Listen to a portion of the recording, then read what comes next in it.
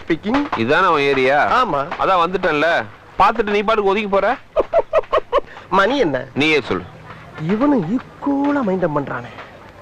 மதியம் 3. அதுக்கு 2:59 கண்டதுன்னா என் ஆளு இவனை பொழந்திருப்பாங்க. ஒரு நிமிஷம் லேட் ஆனாலும் தப்பிச்ச. ஏன் நீ வேணாடி? மத்தியானம் 3ங்கிறது என்னுடைய லஞ்ச் டைம்.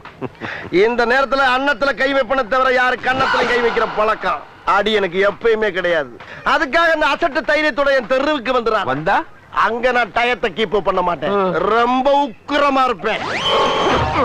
டேய், தெருவுக்கு வாடா, வாடா, நீ தெருவுக்கு வாடா. சொல்லிட்டு போ. வாடா, நீ அங்க வந்து வாடா, வாடா. சொல்லு. வாடா, நீ வாடா, நீ வாடா.